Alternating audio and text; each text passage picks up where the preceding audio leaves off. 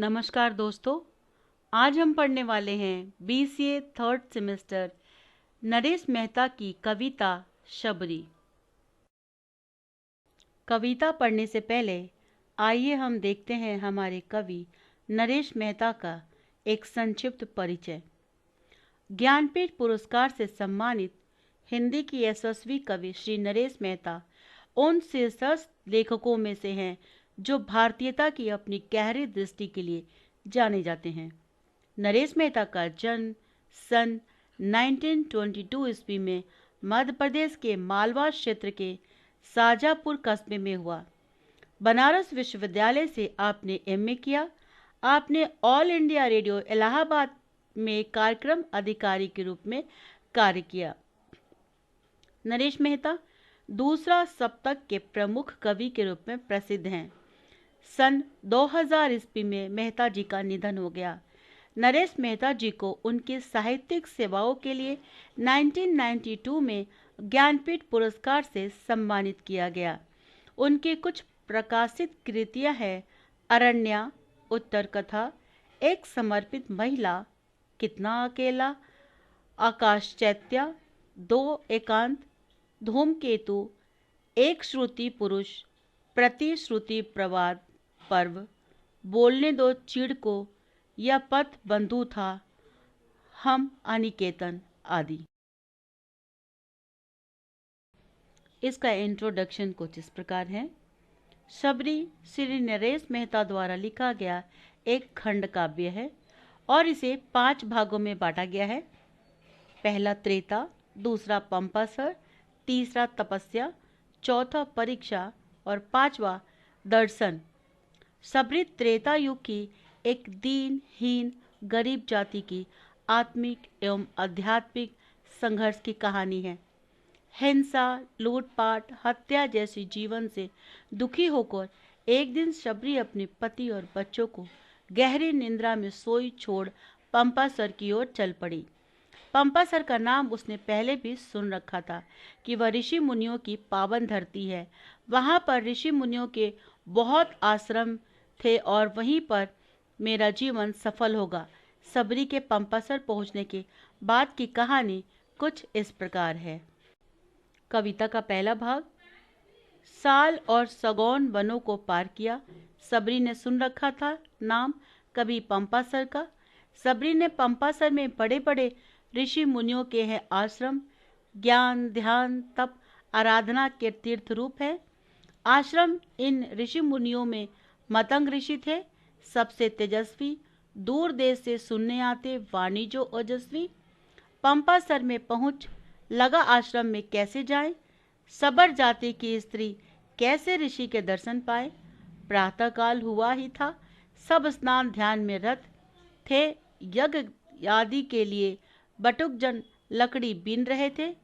कोई क्यारी छाट रहा था, सींच रहा जल कोई, दूही जा रही चुकी थी गाय, सब रंभा रही थी कोई।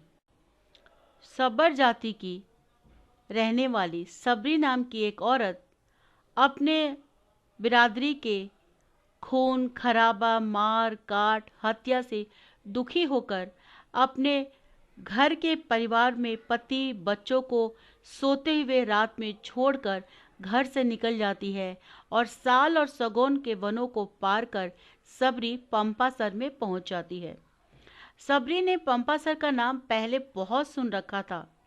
पंपासर में बड़े बड़े ऋषि मुनियों के आश्रम थे जो उनके लिए ज्ञान, तप, आराधना एवं तीर्थ रूप का स्थल हुआ था वह करता था। मतंग ऋषि नाम के एक ऋषि थे जो सारे ऋषियों मुनियों में श्रेष्ठ ऋषि थे और उनकी ओजस्वी वाणी सुनने के लिए यानी कि उनका प्रवचन सुनने के लिए दूर दूर देश से लोग आते थे। पंपासर में शबरी पहुंच जाती है। नीच जाति की शबरी ने सोचा कि मैं भला आश्रम में प्रवेश कैसे पाऊं, कैसे मैं ऋषि के दर्शन कर पाऊंगी। सब लोग स्नान ध्यान में मग्न घूम रहे थे। कुछ लोग गाय दूह रहे थे और गाय रंभा रही थी। इधर उधर सारे काम में अपने करते नजर आ रहे थे। शबरी ने सुबह सुबह ये देखा। कविता का दूसरा भाग है। जल कलशी ले ऋषि कन्याएं पोखर आती जाती थी, भीगी एक वसन में वे सब धुले चरण दर जलती। यज्ञ वेदियाँ सुलग चुकी थी, वेद पाठ था जारी, कितना दीप और भव्य थी शांति यहाँ की सारी। पहुंची वह मतंग आश्रम में, यज्ञ धूम था, पावन दिव्य गंध से युक्त हवा, समगान मन भावन जान, स्नान कर किया पोखर में, हो पवित्र तन मन से, बैठ गई आश्रम फाटक पर। सार्थक हो दर्शन से, शांति पाठ हो चुका, मतंग तब मंडप से उठ आए, देखा फाटक पर स्त्री को, हो थोड़ा सकुचाए। पूछा ऋषि ने, तुम कौन हो और कहाँ से आई हो? देखा ना तपवन में पहले, क्या तुम नई नई आई हो? बटुक जाति के लोग यज्ञ के लिए लकड़ियां तोड़ रहे थे। कोई क्यारी लगा रहा था तो कोई पानी खींच रहा था, कोई गाय दूह रहा था तो कुछ गाय रंभा रही थी।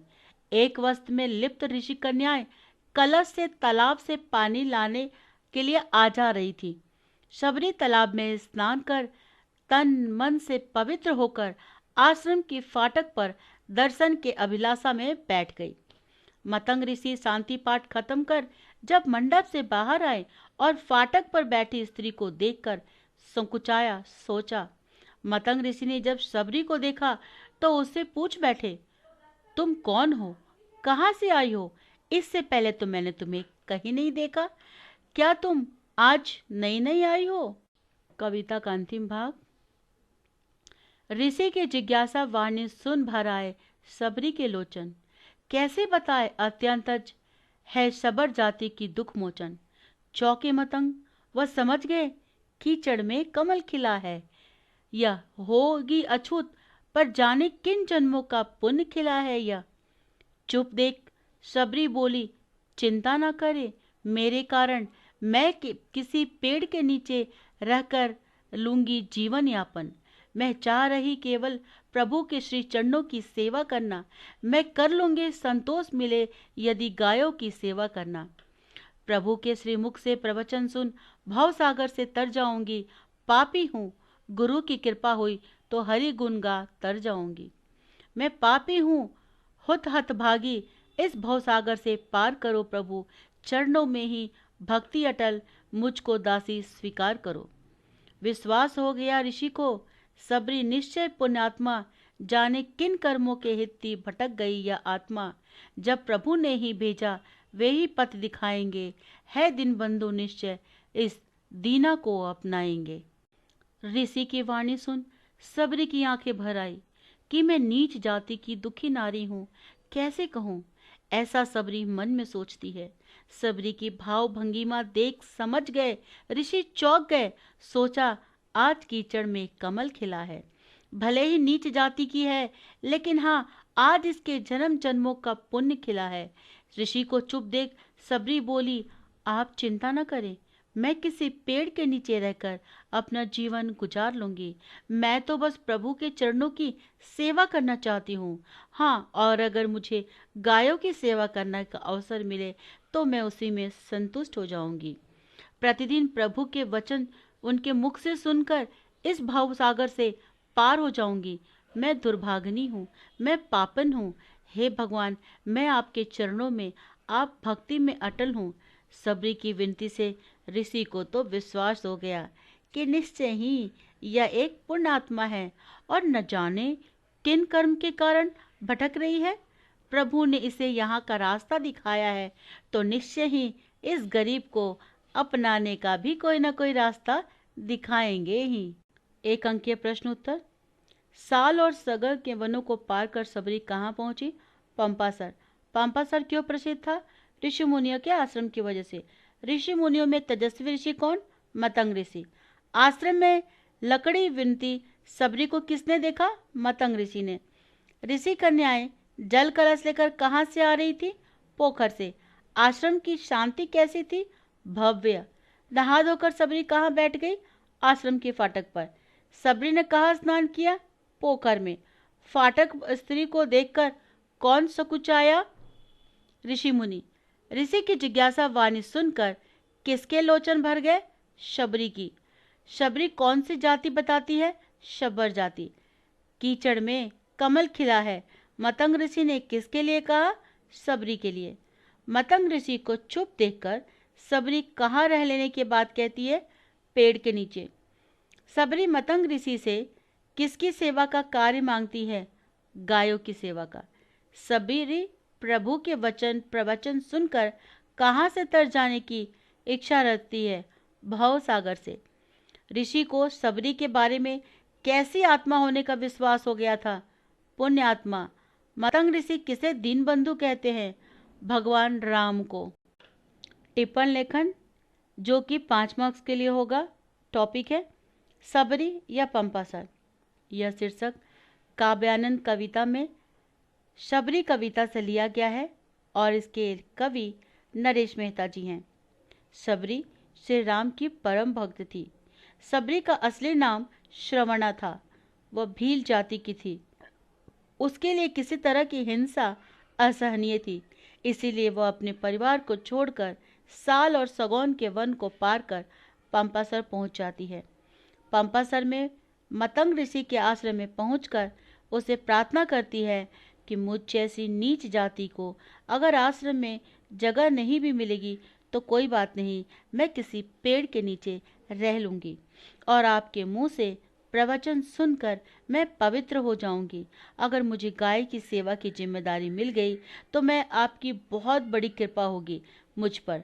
सबरी की बातें सुनकर मतंग समझ जाते हैं कि यह अवश्य कोई पुण्यात्मा है और कर्मों के कारण भटक गई है और उसे आश्रम में रहने के लिए स्थान दे देते हैं। 16 मार्क्स के प्रश्न के उत्तर के लिए वीडियो के पूरे भाग का इस्तेमाल करें और अगर आपको मेरा ये वीडियो पसंद आया हो तो सब्सक्राइब, लाइक, कमेंट, शेयर करना ना भूलें। धन्यवाद।